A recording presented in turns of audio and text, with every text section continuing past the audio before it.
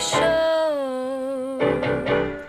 Welcome to Hershy and the Keegs Show, starring pitcher Mark Hirschman and his personal catcher, Mike Keegan. Every Tuesday night at 9 p.m. live from the Governor's Comedy Club radio studio. Thanks so much for listening. All right. It is Tuesday night, 9 p.m. Grab those nips and shake those hips. It's the Hershy and the Keegs Show. We are going live. We have a very special guest today. We are going to have some fun. Mike Keegan, Mark Hirschman, our producer, Tony Walker. Take it away, Mark. We are super stoked to have on Matt the Terror Sarah. We're going to spend a solid hour with him, maybe a little bit longer. We got a lot of stuff to cover. As always, before we do that, we're going to cover our first set of Hershy and the Keegs sponsors. Hershy and the Keegs Show is proudly sponsored by Sophia Jewelry at 134 Gardners Avenue right here in Levittown. Specializing in diamonds and vintage jewelry, go see Omid for all of your buying and selling of jewelry and mention Hershy and the Keegs for a free appraisal. We have Sip and Serve waitress and bartending service. Elevate your next private party with the Sip and Serve Squad. Their awesome bar and wait staff will ensure your event will be unforgettable. Book now and let them handle the details while you enjoy the celebration. Call Jen at 516-528-6783. And then, of course, we have New View Construction, established in 2007. They are the people to call for the finest craftsmanship and all of your general contracting needs. Call 516-924-5627 and do it with confidence. And then, of course, we have my friend Keith Dunn at American Restoration Solutions. When disaster strikes, they'll guide you to recovery. Call 516-662-9377 and ask for Senior Account Manager Keith Dunn. And with no further ado, Hershy and the Keegs are overjoyed to welcome our very special in-studio guest, UFC Hall of Famer, Matt the Terror Sarah. Matt, thank you so much for being here tonight. Thank you for coming. We're so happy to have you, bro. I'm happy to be here. We're really happy to be here. I didn't realize I was going to be on film yet, and I looked up and I saw me going like this. Yeah. And then I'm like, oh, that was me. Then I saw me like just stretching. We like it. The ladies We're happy to have you. Normally when we have a special guest, sometimes, not always, but we like to give a little token of our appreciation. And Mikey and I, we did some research, and I found out that one of your favorite things in life is maple brown oatmeal. So we'd like to present you with a box of Quaker maple brown sugar oatmeal. That is fresh from Stop and Shop today. That's not even great. That's not even store brand. I want to know. Yes. Where did you get your information from? I've done a lot of research for 2 days. He's been and I see looking in your windows. I do a lot of show prep. You can see this very neurotic type A notebook that I have. I see them. I'm not a big oatmeal guy. I think you got some fucked up notes. No, I'm telling you, I have multiple. You're right. Yes, what? Yes, I'll go and I'll show you the notes later on. Well, I'm with the oatmeal. Yes, maple brown sugar oatmeal. Did I ever have that? No, Matt hold hates on, oatmeal. but I will tell you that some of the interviews that you spoke about that were like 15 years ago. I might have said that one time. You did. I'm 50 years old. I think you might have got this when I was fighting like 20 years ago. Oh yeah. No, this is old news. Matt eats real food now. Wait, no. Hold on a second. So you're still a picture of health. You're saying that I'll show you my abs right now if you want. So I'm saying, you're not eating healthy stuff still? Of course you are. I thought this was just a bit because you're I thought you were going to broccoli next or something. That's I thought it's like deal. he gives a guest just something fucking ironic. No.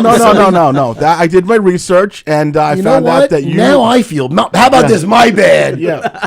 My bad. You know what? I fucking. You like He's going to start now eating oatmeal. You better. It's ended up in the back of my car. It's probably going to be there for fucking 2 months. All right. But I'm only kidding. Thank you so much. Yes. I might give. I appreciate that. That's a token of totally out of left field. Yes, it was. Well, that's you read. I want to hear. I love you. I want to hear your research. The Hershy and the Keegs Show. I'm a pizza guy. We are. Well, you know what? It's funny. I did see that that you love pizza, and I thought it was going to be weird that I just bring a pie out of my foot over here. You know what I mean? When you said you did the research and you know me, I'm like, all right, this shit's going to be cold as fuck. No. I literally thought it was not. It was going to be a pizza, but it's like next best thing. Hold on. Oatmeal. I have a lot more research that's better than this. He does weird fucking research. I do weird listen, you're off to a fucking great start. Thank you, brother. Thank you. All right, let's go. We are going to start. I'm so happy to be here. So we're going to start from me at the pinnacle. Okay, what I deem as the pinnacle. We're going to go back to April 7th, 2007. We're going to go back to the Toyota Center, Houston, Texas, UFC 69. Correct? Am I right?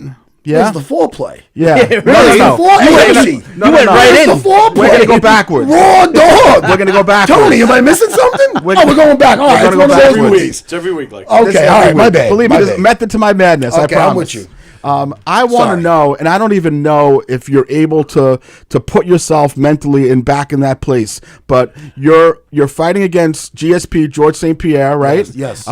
Who is obviously the champion welterweight at the time. You're a pronounced underdog in the fight, and then at the end of the first round, you find yourself on top of GSP throwing haymakers, and at some point you realize that this fight is coming to an end. You know that you're going to be the welterweight champion. What is going through your mind at that minute? No, I'm not thinking that at that minute. You're not? I'm not thinking that at all. I'm actually not thinking at all. I'm just in the zone, and I'm on a mission to end him, and I had him hurt. When you have somebody hurt, there was a prior fight I had that I learned a lot from. It was my Carol Parisian fight. Now, I fought him in Atlantic City.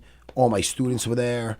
My fiance, my father-in-law, and the worst thing can ever happen to you. This leads back to that. I'm doing what you fucking did. I'm going this way. I'm going that way. We do that here. Right, it's what we do. We weave. So during that fight, I had him hurt, and I had him dropped in the opening seconds. And I followed him up, but he weathered the storm, and I ended up losing that fight, by decision. After that fight, my coach, the great Ray Longo, who should be a future guest. I'm not trying to book. I'm not being your. Oh no, he's on the list. Don't worry, he's on the list. I've heard so many good things guy. about him. It's like an extra from Goodfellas. I've watched a lot of your interviews with Ray. They're hilarious. Yeah, he's great. That guy could be a comic. Yeah, but he told me when you get him hurt, you have to take the half a second to line it up, pick your next shot, and we can get him out of there. I rushed it. I mean, it's such a game of inches with MMA. There was so many things in that fight where when I had him hurt, he went to grab me. I flipped him over to mount him, but he was up against the cage, so I couldn't get mount. And then he did a judo grip inside my shorts, and the motherfucker's a judo player, and pulled in. And by the time he let go of the shorts, he recovered. But the story, the point is, Longo had me conditioned to pick my shots when the guy was hurt. So when I had George hurt from my first shot, the follow-up shots were more impressive. That's why nobody can ever say it's a lucky shot. I mean, all right, the first right hand didn't end him, but I had to stay on him. That first right hand with the chin, it staggered him. You saw him, saw him stagger a little bit, and then before you know it, you were pummeling him, and you could almost see like he was ready to just it was done. So you're saying you couldn't even in your mind process that you were about to win the fight. I wasn't thinking ahead. Okay, because when you're in there, it's a constant threat. It's because the name of the game is the hurt. It's the hurt business. Yeah. He's in there to win. His way to win is by to submit me or to put me unconscious or to break something. Yeah. So that's what's at stakes. So it doesn't matter how good. That's why guys get fucking mental in that. You know what I mean? There's so many ways that things can go wrong. Yeah. But at the end of the day, and the attitude I always had, and I had in that fight was, he's locked in there with me. And I'm a sick motherfucker. Guys, Herschy Keegs. I'm a sick fuck. Tony, call security. No, but my point is, you have to have that mindset. Oh, shit. No, you have to have that. You have to have that attitude. Yeah. You know what I mean? Because, you're the hunter or the prey in there. So when I had him hurt, my things just eliminate the threat. So when he was down, I'm like, I'm staying on him. And I'm staying on him. And then once the ref jumps in, that's when you come back to your senses. Like you're a werewolf and you come back. You come back to your person. And then I almost, at a point, I almost freaked out. But then, people watching us. So I got to make sure I keep my cool. Like I knew this shit was going to happen. So the backflip was part of the deal or what? I do that. Yeah, I do that. I've been doing that since Abu Dhabi. No, I've been doing that a long time. So when the ref jumps in, the first thing is a relief of, all right, it's over. They can't restart this. This night is over. I got then it just the floods in the emotions of just glory. And there's a reason why fighters stay in there longer than they should. You know what I mean? It's not like an aging rock star where once in a while they fall off a stage, which is hysterical, guys. Though, Yeah. But I can watch that all day. But it's such an addicting feeling. The glory in there, like, I mean, it's crazy. I mean, I haven't fought in 18 years, 20 years, no less than that, but whatever, a long time. Yeah. But a good song comes on, those nipples get harder, and Keegs. Right? Oh shit, yeah, I'm back at the Toyota Center, Tony. Exactly. Tony, I'm back at the Toyota Center. No, it's so much fun. I have a blast, dude. After I won, that's when it set in, and I knew what I did, and it didn't matter. Like I always tell people when they bring this up to me, because you never let it get to your head. People bring this up to me in front of my family, everything. Oh, I saw your George fight. I go, oh, thank you so much. I go, don't watch the rematch. Don't you watch the first one, right? I just watch the first. Nah, man, because you gotta, you gotta take it all in stride. I remember that was. Like, when you know where you were when Kennedy got shot? Yeah, like, this is the pride of East Meadow, man. I Of remember course. because I'm an East Meadow guy. That's a Long Island thing. Yeah. I love that you're a Long Island There were guy. East Meadow 200 guy, people at R.C. Dugan's on Hempstead Turnpike in East Meadow. Oh, We yeah? were all there watching the fight, and that out. place went berserk. It was nuts. I was there, like, we had a lot of meetings. Like, I don't remember the Pestel You were a kid at the brothers, time. Eric You were and Craig. 25 years old, I was there probably. with them. Yeah. But I know my friend Monster was Yeah, there. He was there in Gabriel, Texas yeah. with you, I think, right? Yeah, he was there. Monster was there for a lot of my fights. And, He's one of my black belts. I think you were his corner man at one fight that I Oh, went he to. fought a lot. Monster was I went tough. to one of his fights in Jersey where he got hurt, and we were in the hospital together at the end of the fight. This But- kid, Gabriel Toribio, he's talking about Monster, we call him. Maybe once guy gets a nickname, I'll forget their real name, and they're just Monster, Yeah. right? So my Jedi Monster, he's a black belt. Early on, he's one of my earliest students. He used to be a bouncer, and he used to bounce over here on a bar on at Image. Uniondale. Yeah, I was the bartender there. So he took this. Now listen, heel hooks are nasty. Monsters. I'm not gonna listen. He's a smart guy in some things, but sometimes not the sharpest. I just kept turning it, and when I kept twisting it, I just kept ripping and snapping. I go, yeah, man, that's what it fucking does, and it does that when you have no shoes on. Now there's that grip. Yep. There's a video of a basketball player, two basketball players get into some shit, and then they get into it, and then the one basketball player gets him in an inside heel hook. Some jiu-jitsu talk for the comedy fans out there. Sorry. But he goes, man, you'll never play basketball again.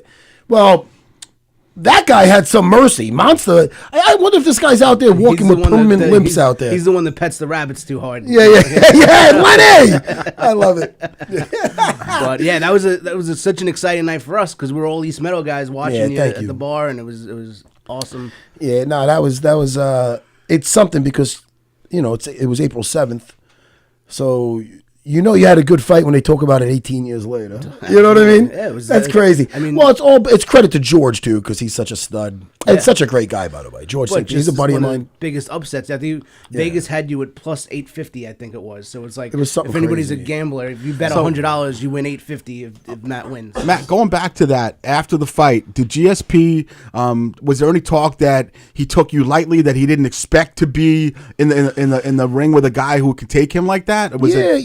I feel now looking back, I feel bad for George in a sense where he was thrown in there early. I was 32. He was 25 years old. So when you lose a fight like that everybody expects you to win, you don't know what to say. So George was, he was going with that and then I heard some things. So I took it personal because I went in there and I did what I did, and everybody thought, obviously, people were scared for me. You know what I mean? It was one of those things. Yeah. Oh, man, there's so many stories where it was just... One guy, Longo, was saying that he thought I was going to do what I did. And the guy, the interviewer started laughing. Like, really? He goes, you're laughing? He goes, what the fuck are you... You're laughing at what I'm telling you my guy's going to do? You're fucking laughing at me? Anyway. But... Well, I mean, he had reach on you. There's no question he was longer than you as far as physically. Well, this is why I was a huge upset, is because, one, I fought prior to that, half my career at 155. I'm 5 guys. I'm your height. Yeah. You guys are both for how tall are you I'm guys? 5'6.5". 5'6". You got to cut that half out. Yeah. I did that age. First of all, I You're did not- that. you're not Listen to 13 me. years old, Mark. Listen, I did that ages ago. Yeah. You could catch me. Do your research. You heard me early on. I'm Matt Serra. You on the screen. They used to have to say your stats. Yeah. I'm Matt Serra, 5'6.5", And it said you love and I love maple oatmeal, maple brown oatmeal. I'm still in shock. First of all, I'm gonna how find about it this? after the I show. almost walked out when I saw that maple oatmeal, Tony. I was gonna fucking anyway. I don't blame you. I was gonna beat him with your leg, Tony. Is what I was gonna fuck. I'm Tony. Yeah. Tony, I'm too comfortable with Yeah. you. I feel like I know Tony. Yes, he's part of the show. No, I'm baby. saying Tony's part of the show. But my point is this: I hate oatmeal. No. What was the point? What were we talking about right before? All that? about That's oatmeal. pretty much the point. It's all No, just as far as going into the fight and. Oh no! why the Here we thought- go. No, I was also known as a jiu-jitsu fighter. You know, so take him to the ground. everybody thought that my only chance of winning was getting him to the floor. So I was a lot smaller, and he fought a lot better wrestlers than me. You know, so for a guy my size to get him down, hold him down, and submit him looked like a long night, and it would have been if I had that tactic. Yeah. Man, if I didn't evolve as a fighter from when I first walked in there, if I thought my game plan is just getting him down and doing my jiu-jitsu, that's a very hard fight to win. But I got heavy hands. I'm happy about it. That's it. I got soup bones. So I knew I could rely on that. And with that game plan, I didn't know necessarily that I was going to win, but I did have the him or me mentality, which was very freeing. One, he doesn't know I'm going to stand with him. And two, dude, I know what I was doing in sparring. I know that I'm not bragging. I know it's just like jiu-jitsu where I know what I could do. Like in sparring, it's one thing if you're hitting the pads or you look good on the bag, but if you're pulling stuff off in sparring, it gives you that confidence.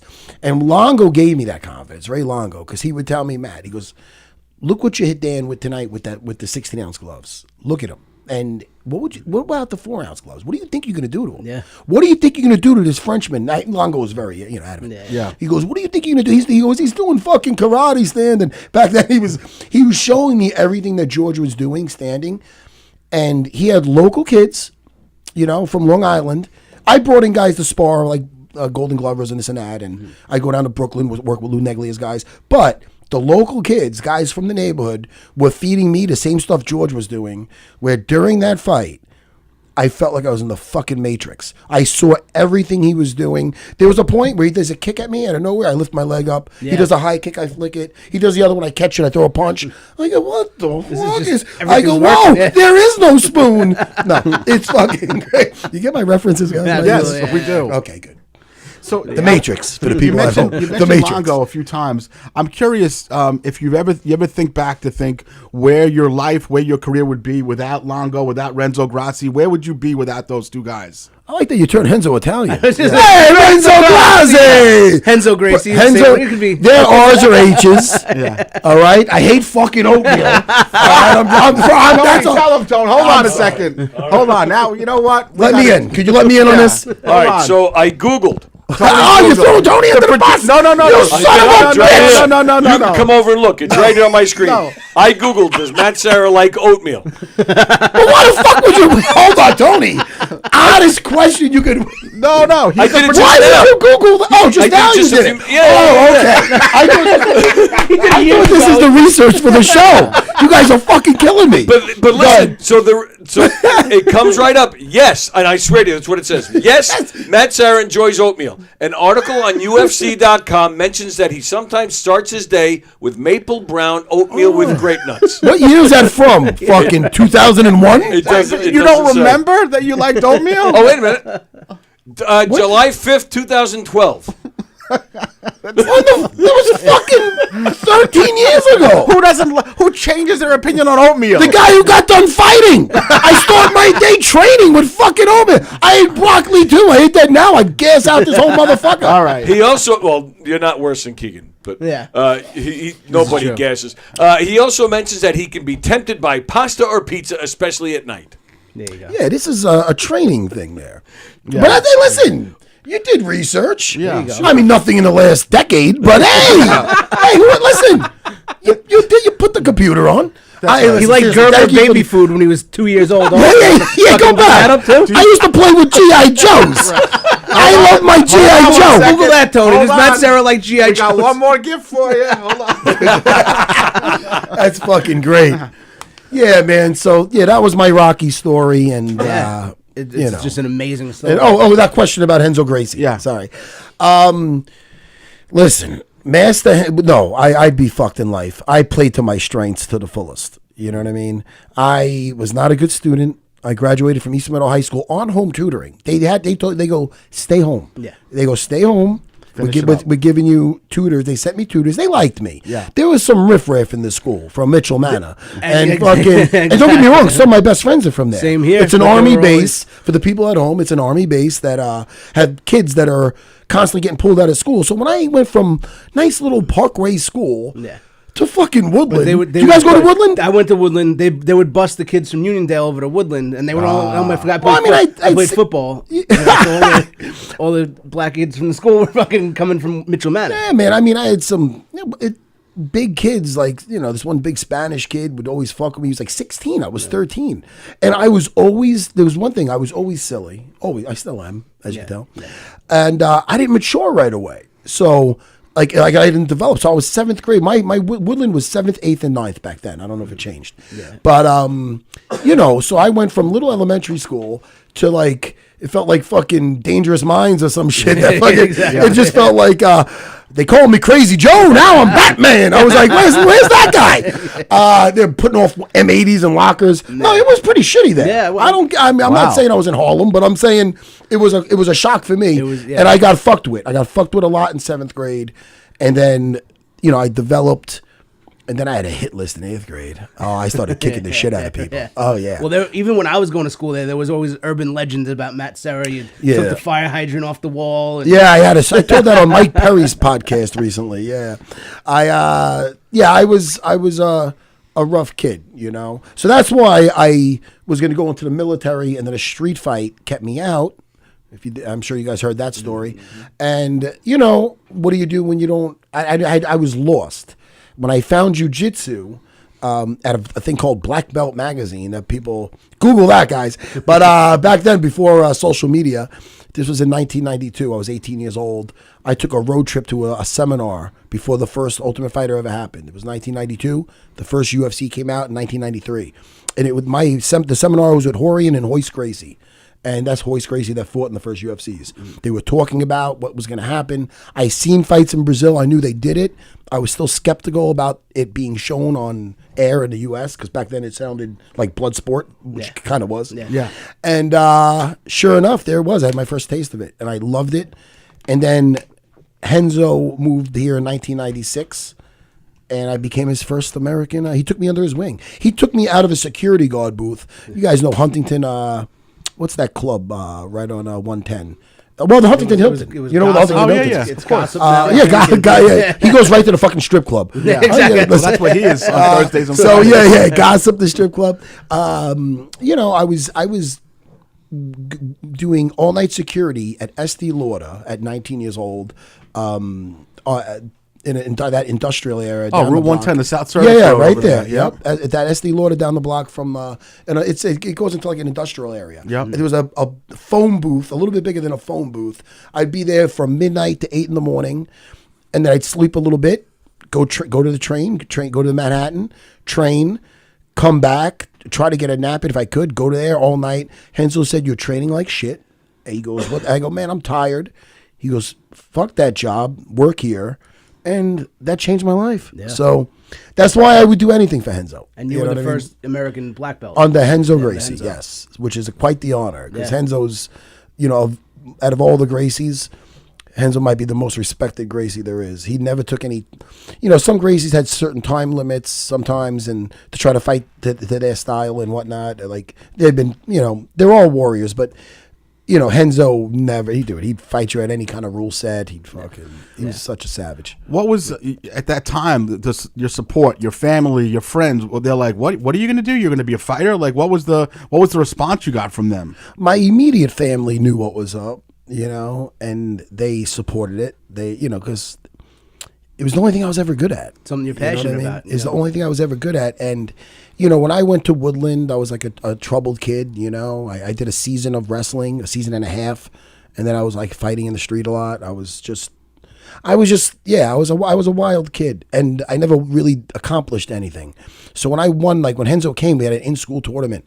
When I won that tournament, it gave me like I felt like something. I know that sounds like it's like you guys killing your first time when you did stand up. You know what I mean? And it makes you feel it's what I was meant to do. Yeah, exactly. So I knew, I'm like, wow, I did this, and then later on as a purple belt, I won Mark, some, when you kill one day, you're gonna get this feeling. That's how it's gonna feel. It's gonna feel just like that. Just like you making a note of that? Yeah. Hold on to that. Exactly. Yeah. All right. Yeah, so Good, jiu-jitsu good. gave me my purpose. Yeah, so Master Enzo did so much for me, and Ray Longo, obviously. Yeah.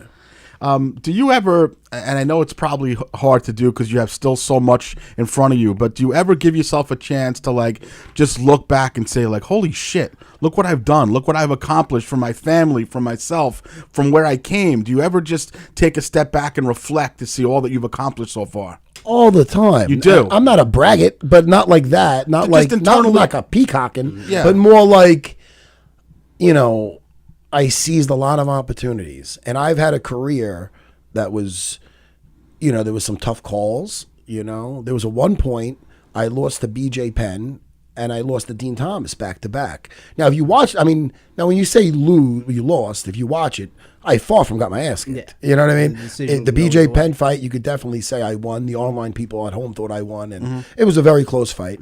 If I knew he was that gas in the third round, I would have did some more. Yeah. But you know, it's a fight. Neither fight I'd be ashamed to. You know, it was.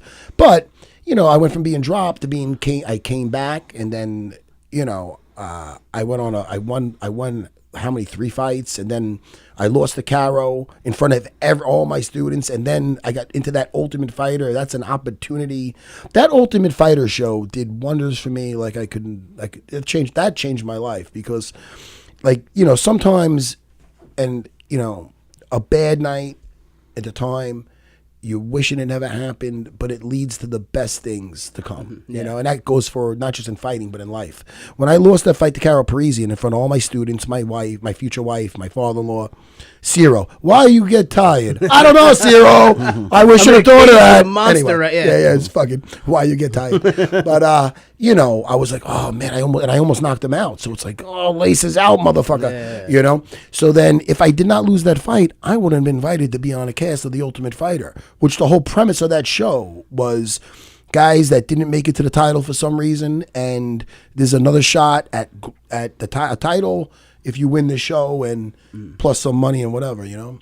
So that I made that show a success. I proved that show right. I won the season, and I had that shot at the title, which was a long shot, and we did that also. So by me seizing those opportunities, the one thing I'm more proud about than anything is that I can give my wife and daughters a life that otherwise it would have been difficult to do. My wife, when I went into that Ultimate Fighter house, we were engaged.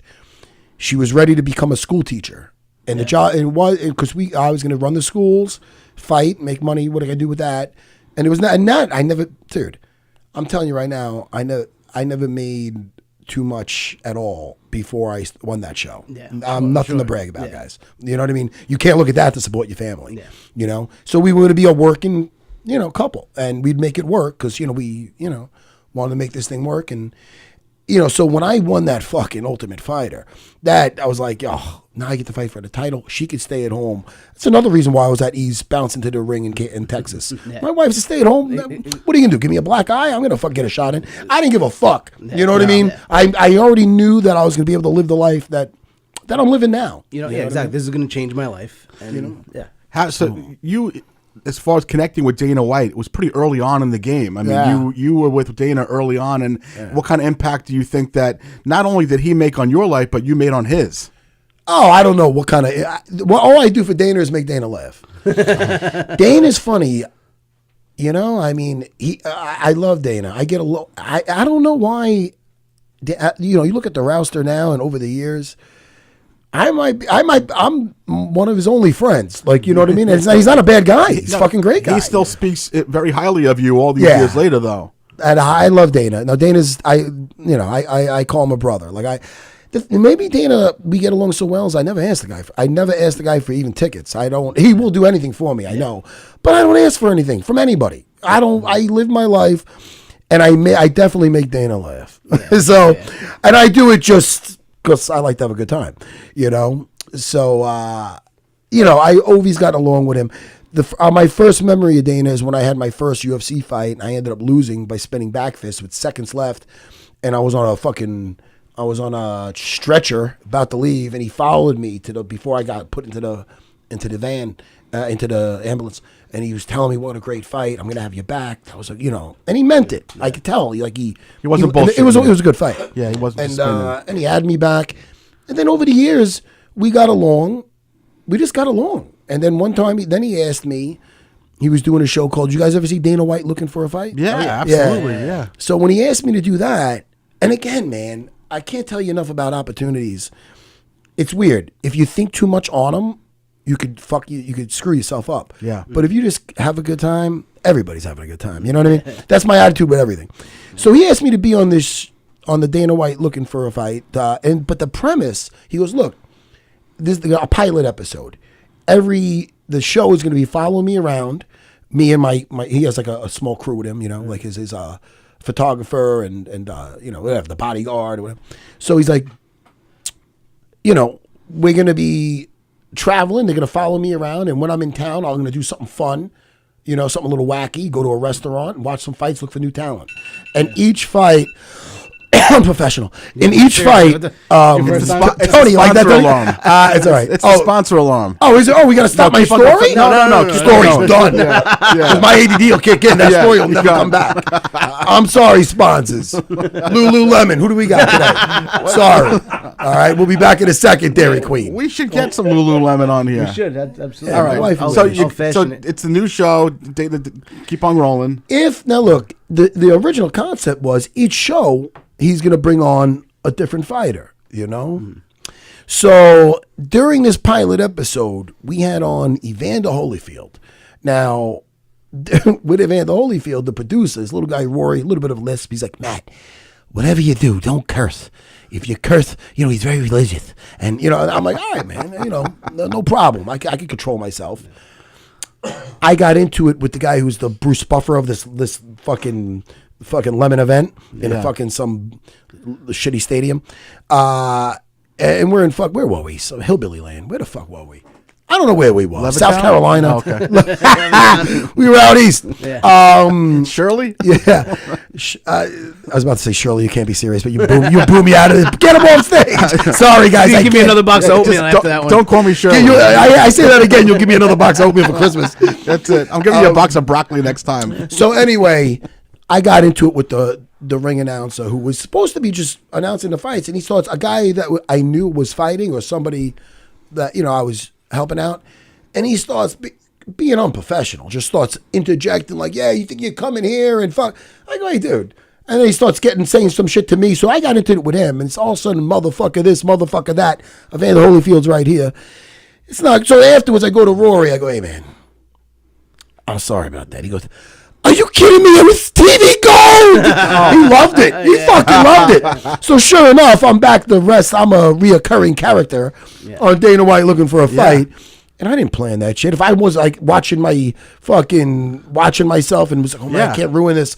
I'll ruin my chance." Nah, dude. You can tell right Well, I away didn't mean to either. I was just kind of being myself. No, you got your personality. And you and Dana, the dynamic between you guys is phenomenal. Yeah, we got I got him with a zinger with the power slap that time, with and that thing went viral because it was an episode where he was dressed up as a bellman. And I walk, and I didn't know that. So I walk in, I see him dressed like, I guess the whole power slap thing didn't work out. When Dana likes a fucking joke, I heard him repeating it to every motherfucker all day, and I'm like, I go, you know what? I got some more episodes out of this. That's what I know. Yeah, right, That's what I thought. Yeah. I go, he liked the joke, and I'm sure we're gonna be back again. That comment just made me some money. Before we get to our next set of sponsors, there is something that I wanted to go over.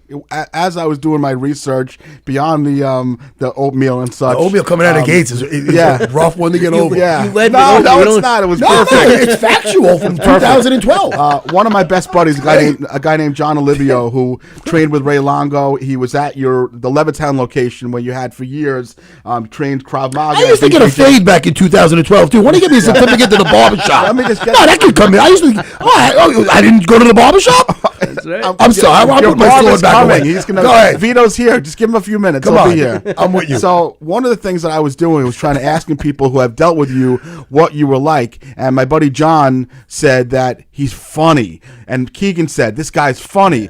I think it's unbelievable that you're a fighter with this unbelievable personality. Have you ever thought of turning this into, aside from your previous TV experience, some sort of pilot show, something, because you really are kind of a very powerful, impressive character that mixes all this shit together. Have you ever thought about it at all? Well, about doing what exactly? I'm not an actor. Well, stand up. I mean, you're just More of a jiu-jitsu guy. Boo! That's why, guys. There it is. Guys. Sorry, I get booed right off fucking stage. Good thing I could fight. They boo me off stage. No, but I did in one episode of Dana White Looking for a Fight. There was we did a spot at the Laugh Factory. So if you go back and watch that one, I had one bit about Adrian. I about Rocky, and I don't know what one bit. It's funny, because I don't think the thing is as bits, but I was doing a radio thing with at Sirius. I think it was Louis J. Gomez's thing, and I was there with Dan Soda, and I did something. I said before I did that Looking for a Fight episode, I did something similar about Adrian becoming a bitch, throughout the movies. And I never even thought about it as being kind of like something that you could use as comedy like that. I just thought it was funny. Yeah. So Dan Soda said to me, like, man, that's a good bit. Like that type of thing. So I'm like, That's right. I didn't even think of it as like a bit. and Dan Soda's one of the best in the world. I like right him. now. A very nice guy. Yeah, he's great. Very nice guy. He's phenomenal. Yeah, I like him a lot. He's a good guy. I know him through Jimmy, and I guess through the shit like that. But so yeah, man. So with this Looking for a Fight, we don't know what we're doing until we're booking our tickets. So I find out, and back then I was on Twitter. I got off that thing ages ago. I find out, comedy night at the Laugh Factory, which is a fucking, you guys know, it's pretty. That's the top of the heap. It's UFC night. What the fuck? Now, it was myself and Dana, and it was Nick the Tooth supposed to be, this guy who was on the show but left the show. And he ended up leaving that weekend. We had to get last minute Dean Thomas. He stayed on the show since, my buddy. But dude, I had a week to find out I'm doing that, and you guys know about comedy. I don't know about fuck. I just know I'm silly, but I don't. You going up there? I'm thinking I'm going to be Tom Hanks from that shitty movie. Fucking what's that movie? Punchline. Oh, boo! Punchline. Whoever said somebody help me? I never seen. Listen, that's my dude. And that guy, they let that guy back in the building. The guy had a fucking breakdown up there. I still have nightmares of that. Anyway, so I knew, I'm like, look, man, I'm not writing any. I didn't know what the fuck I was going to do, to be honest. But there's one thing about being a fighter is that the feeling of the unknown, man. You get like, it's something that just excites you. There's something in you that looks forward to.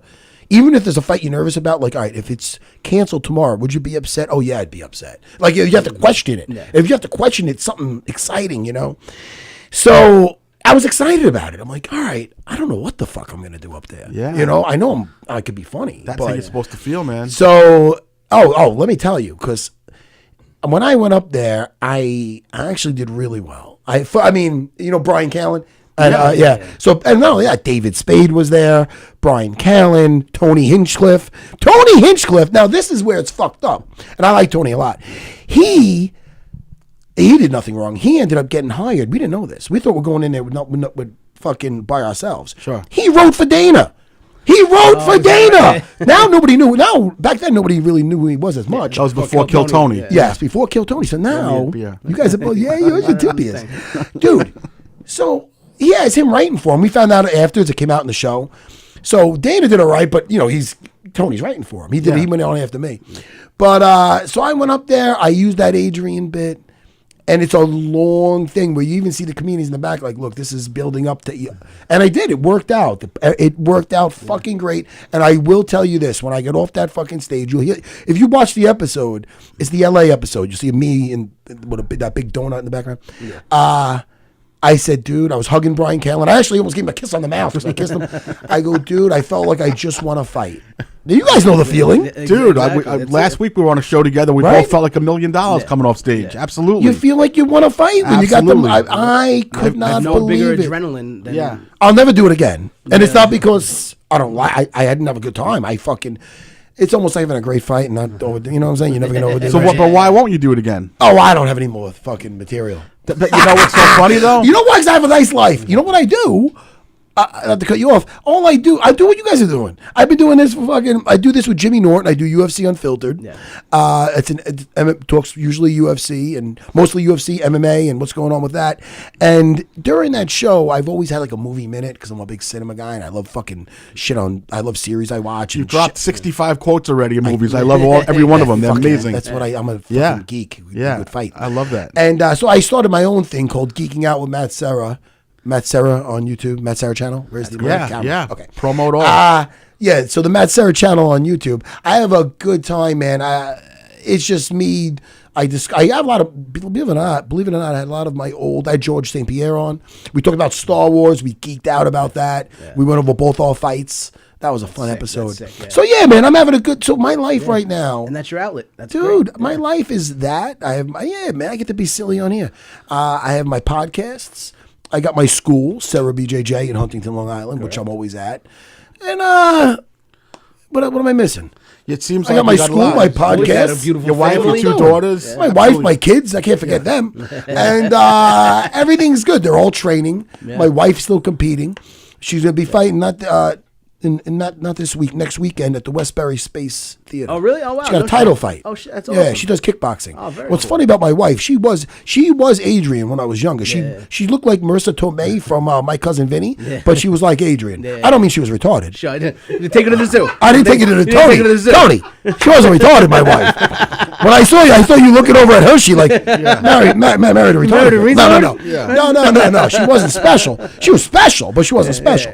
No. But she was quiet. And then to lose weight between my daughters, she would do the kickboxing. Next thing you know, she took a kickboxing match. She's 4-1, and the last one, I don't give a fuck. She got robbed, so she should be undefeated as a kickboxer. I'll show you the fight.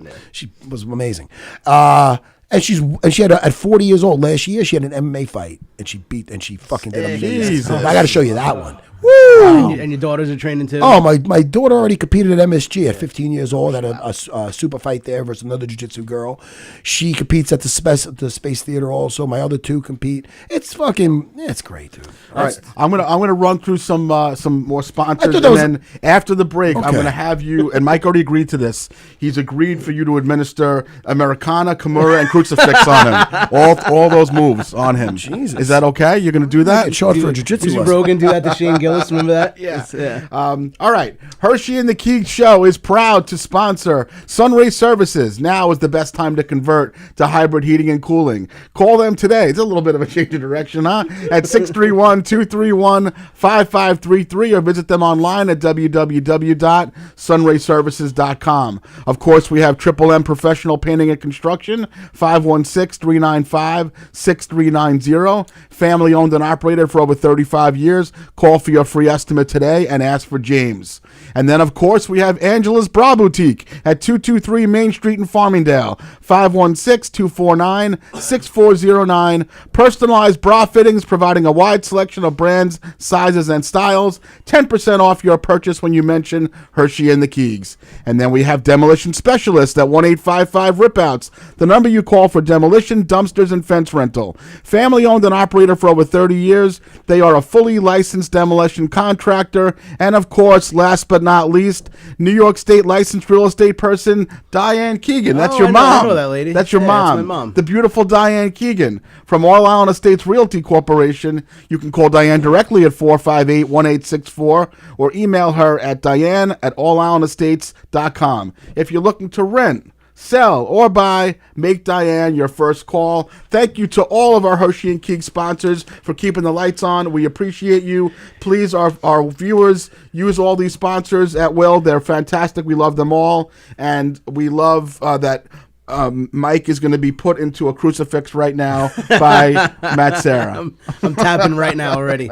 I see dead people. Why am I looking at dead comedians right now? It's a whole. I love Gilbert Godfrey. Is that the whole wall dead? It's not. It's not supposed to be. Why do you put It's right not in front of the guests two dead guys? It's not. Yeah, Geraldo right next to him. Geraldo and Gilbert Godfrey. They weren't dead. They weren't dead when those were put up there, by the way. Well, Yeah, you know, so- you're freaking me out. Yeah. And guys, I'm not normally this shiny. You got me. What I look like fucking Lex Luthor after some push-ups. What am I looking That's at? the filter Tony likes to use. You know what's funny? It's right on my head. You're obviously a humble guy, and as Oh, I'm sitting thank here you. with There you you, go. I'm realizing that basically stand-up comedy, a good stand-up comic speaks about stories that are relative with a little touch of exaggeration. You have the cadence down to be a stand-up in your sleep. The fact that you have so many stories to tell that you have. Who wants to hear a endless- story? Hell I'm yeah. just We saying, could no, be here but for hours. ultimately, I got a lot. what I'm saying, and I'm not with saying that you're trying to be a stand-up because you're not, obviously, but just talking to you, I'm like, this fucking guy, like, Mike and I produce our own show a couple of times a year at Governors, and I'm thinking, like, we got to have him on for 5 or 10 minutes to let him do a spot. Oh, no, yeah. I'll be on to hang out with you guys, but yeah. don't give me the mic up there. Do a Q&A. Be the reboot of the Tom Hanks movie. You should Yeah. do Q&As. That's what I'll you do should that. do. Yeah. Yeah, Have have you you ever ever done done that? funny up there? Have you ever Absolutely. done? I mean, you're so glib and natural and funny. Like, it's just. Have you ever done like a Q&A on stage with people? You and Tom Cruise, the only people in the history I ever heard use the word glib. Tony, I never heard. Wait, I'm processing I'm the more whole interested glib to know thing when now. Tom Cruise used it. I don't have to Google When the glib time- now. You don't know when he used it? Tell me. When he was Matt Lauer, he ended up being a pervert eventually. told me, yeah. Allegedly. He told me he he was was like, very you're being glib. Oh, Matt. God, you You're really being are a glib. savant. Yeah. Jesus I know, Christ. yeah. I might be retarded. Tony. No, but you have a memory His like wife's like, no, I'm like the an one that married elephant. the retard. Holy shit. Yeah, man. Shoot. You have some But, memory, dude. That's incredible. Yeah, buddy. You know, my buddy Hulk, Paul Harrison, may he rest in peace, one of my black belts.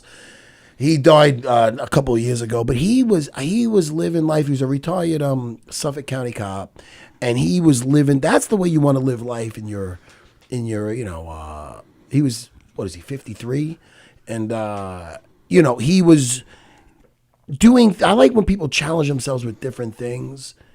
Like, in other words, like, he was a retired cop. He was playing drums, like, he started doing drums in, like, a band, like, locally. Like, you know, one of those things. Yeah. And then he started doing, like, taking stand-up comedy lessons. I know That's how we both exactly who you're started. talking about too. You guys know I Hulk? met him. I met him here. You probably Yeah. didn't Yeah. remember Hulk. Yeah. Oh, dude, don't make me cry in this bitch. This will get sizzle. I'll be on the floor with the oatmeal. I don't know why the oatmeal. But, no, seriously. Because you know you love oatmeal. You Oh, just I hide love it. Hulk. This dude was a good dude. He loved comedy. I You met probably him. met I him. met him. Blonde hair, I think. looking big. Yeah, 100%. That's so funny, you know him. You know what? That's so funny.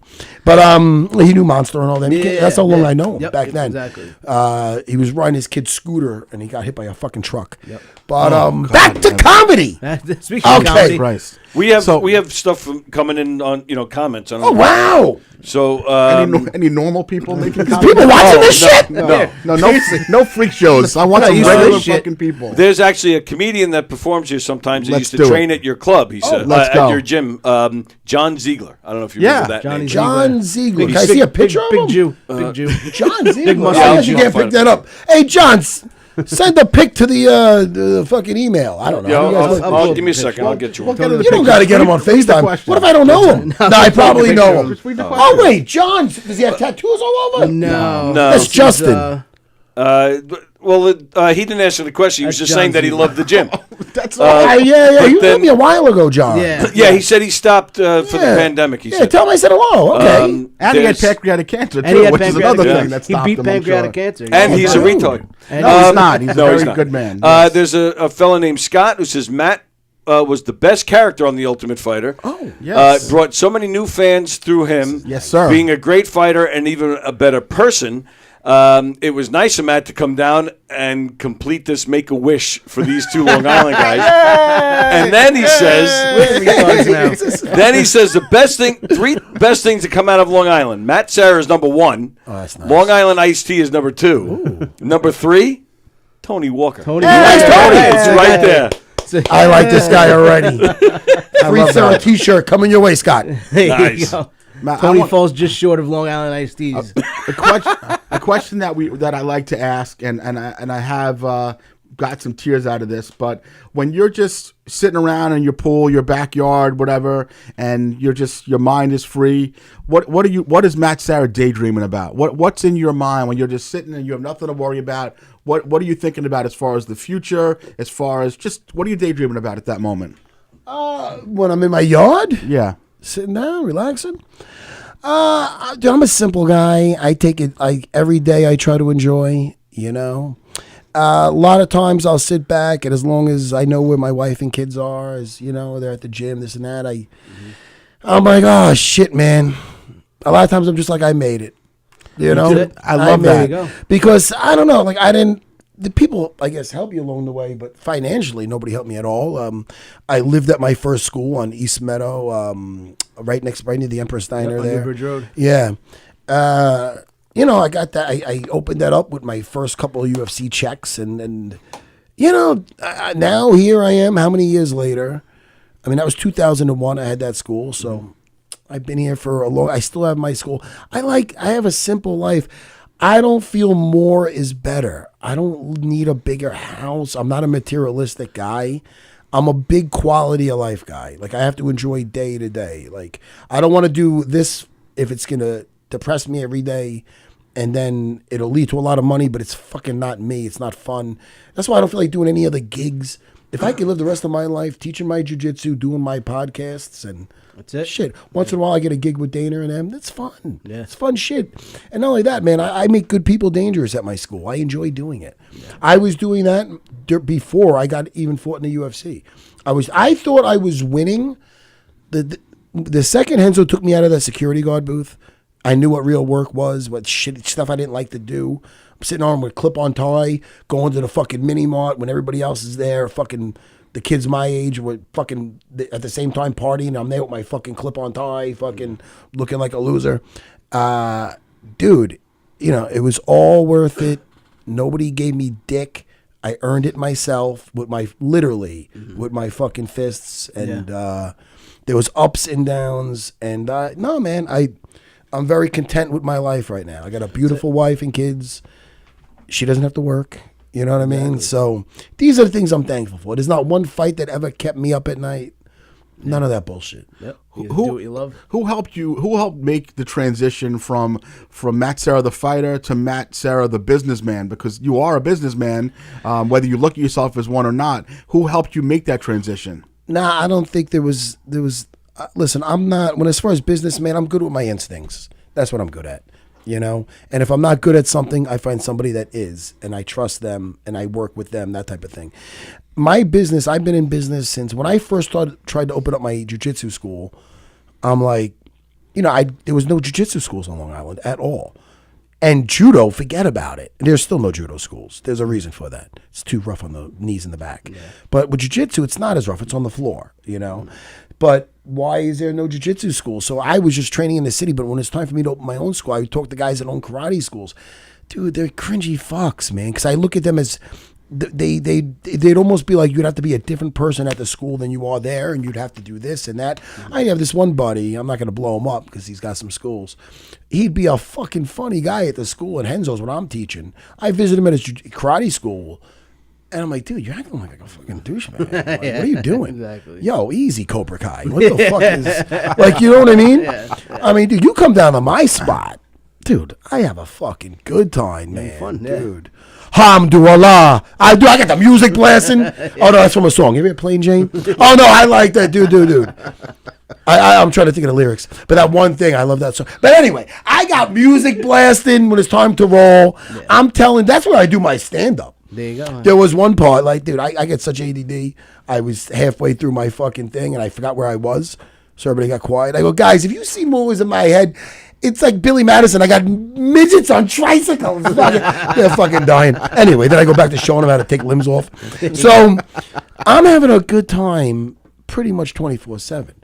And then when I'm not doing that, I fucking play VR.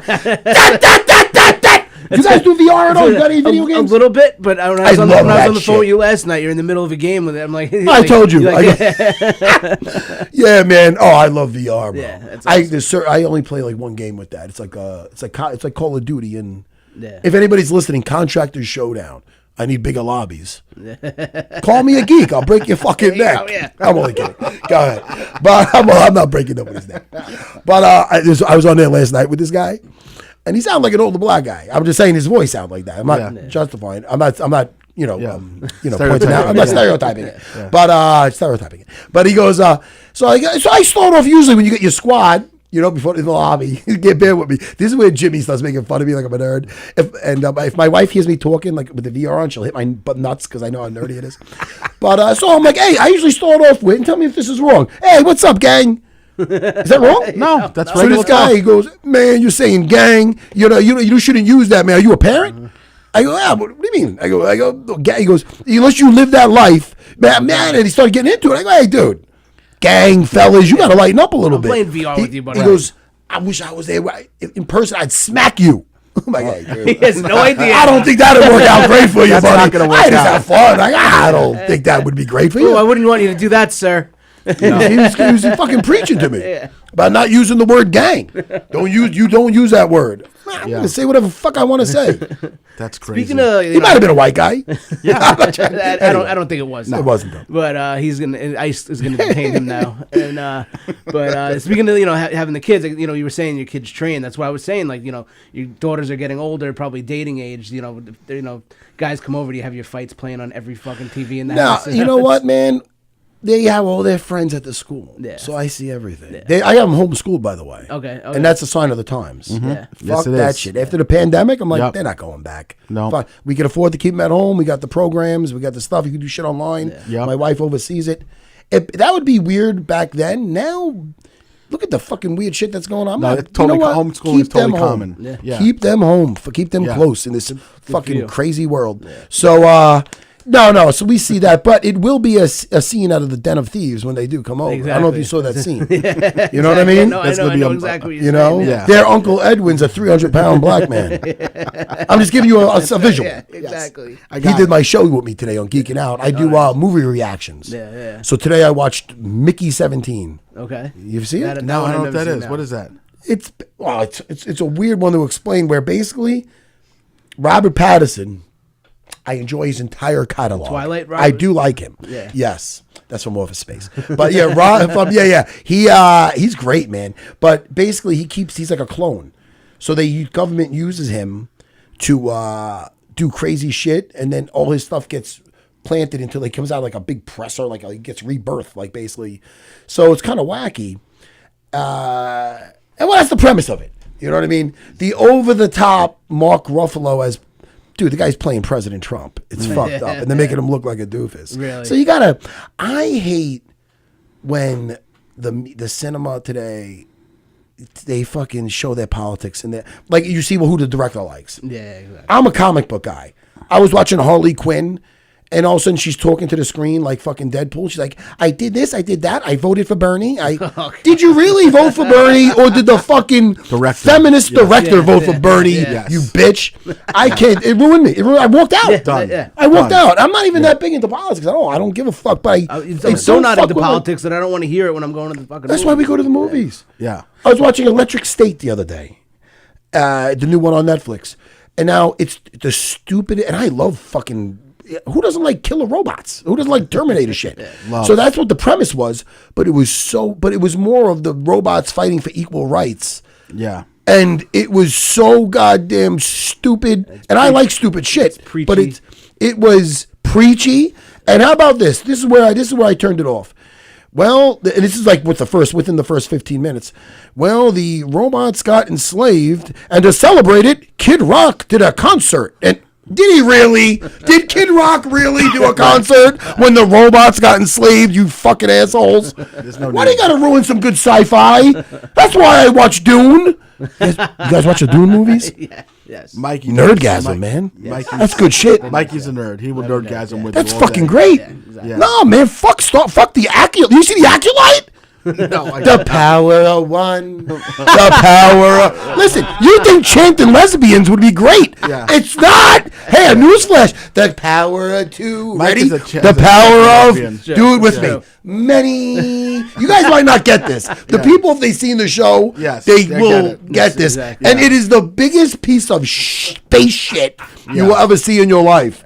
George Lucas is probably like, oh my God, he probably shitting himself over this. That's right. Anyway, He's the guest next. I don't know what rant that was about. No, but I go love ahead. that. I love that rant. I love that. I love that rant. Mike's mom wants to know what elementary school did you go to?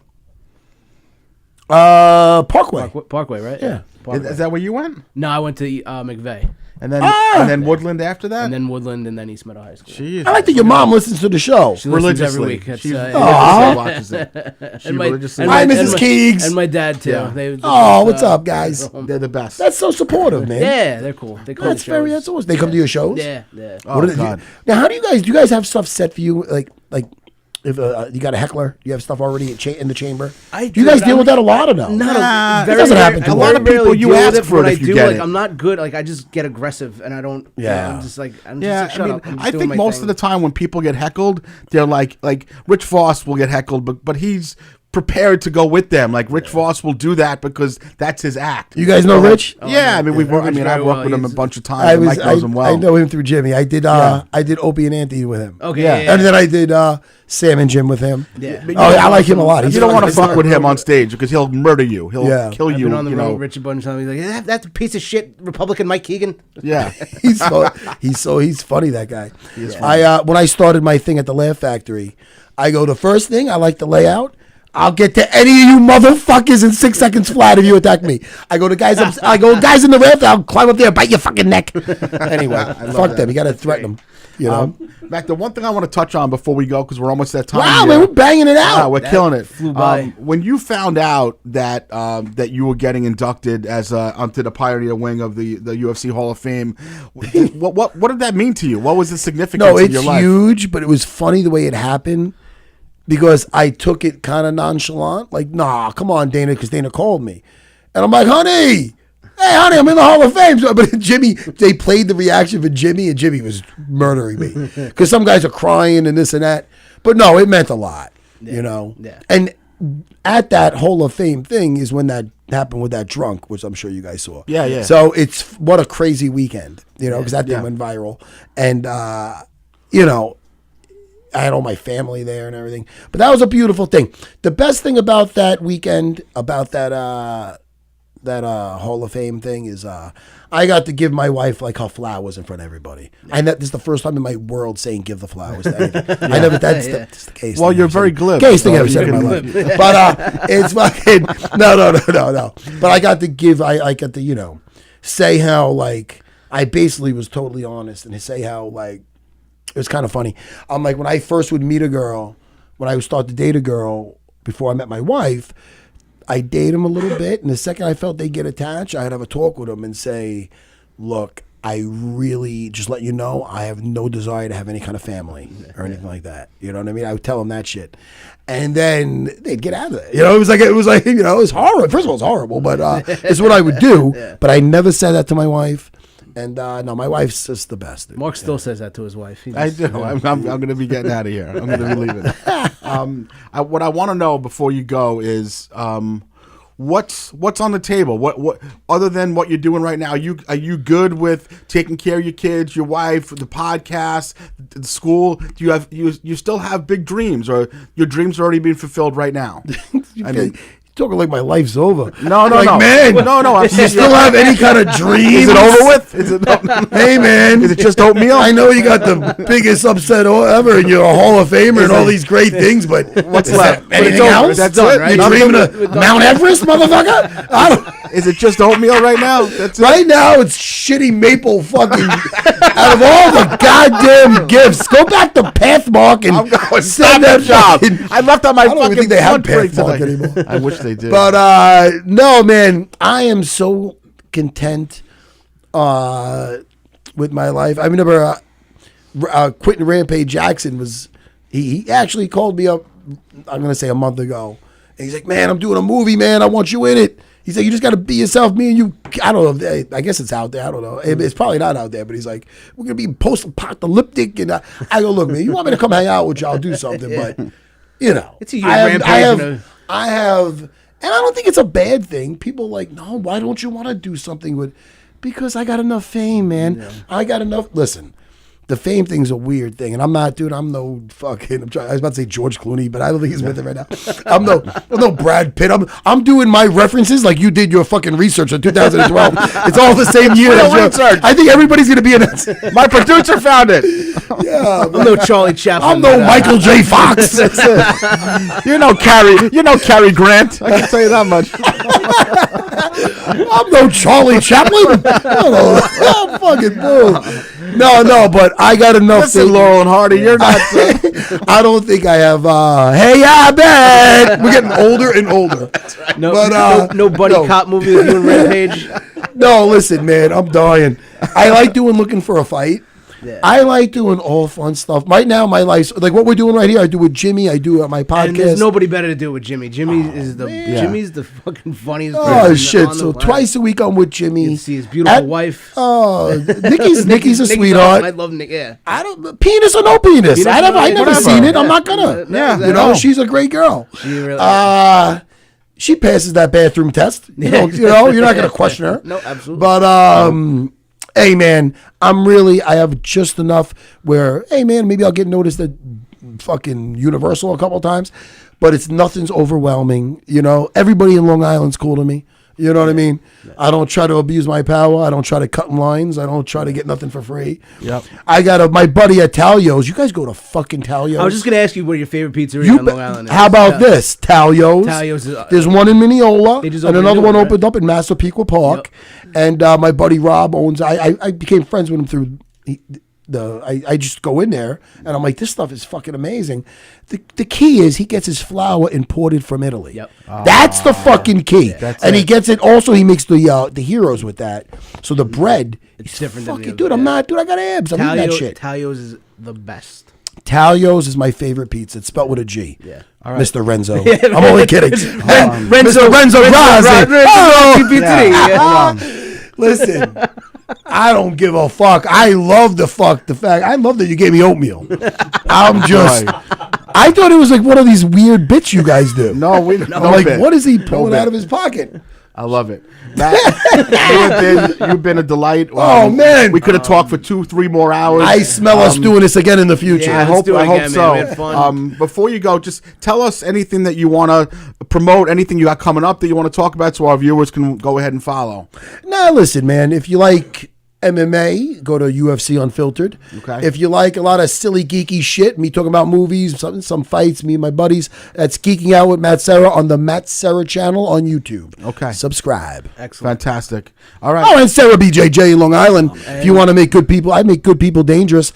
Right. You guys, if you're ever thinking about it, you know where you're training. Exactly. You too, Tony. Let's do it. Tony, sure. Like a no leg. I was going to say, one leg Tony training? beat somebody with his leg. Just take it off. And I do Mike's thing. Mike, go ahead and push what you got coming up. What do we got? Go? Friday night, I'm at Nights at the Cobb in Brooklyn. Nice. Saturday, I'm at the Bay Street Theater in Sag Harbor. Nice. May 20th, I'll be at Rodney's in the city. So I love that. Nice. There's stuff in between, but no. Knock 'em Dead Comedy. But Tony, before you tell us what you have coming up, Mama Keegs has one more thing to say before the show's over. She says somebody she works with has a picture of Matt on her desk. It's okay. Matt Lyric and her dad. Last name is Frida. Yeah, Christopher Frida. He's a comedian. He's a comedy fan too. Oh, nice. He's one of my black belts. Nice. Frida's with me every Monday, Wednesday, Friday at 7 a.m. Sarah BJJ. Sarah BJJ. He's a good man. We'll see that on Monday, Wednesday, Friday. Very nice. And Anthony, to close the show, what do you have coming up, sir? Thank you, sir. Knock 'em Dead Comedy, June 6th is our next local show right here in Hicksville. That's it. Knock'emDeadComedy.com. Thank you. Very good. To all of our regular viewers, we thank you, and certainly to all of the viewers that are watching because they're following Matt. We appreciate it. Hopefully, you follow us every single week. Tuesday night, 9 o'clock on Gov's Comedy. We appreciate you guys as always. You make sure you share, like, follow Instagram, TikTok, YouTube, all those things. Keep on watching. Keep on listening. We appreciate you. Have a good night, everybody. Thank you so much. Have a good night. Thank you, Matt. Thank you. All right.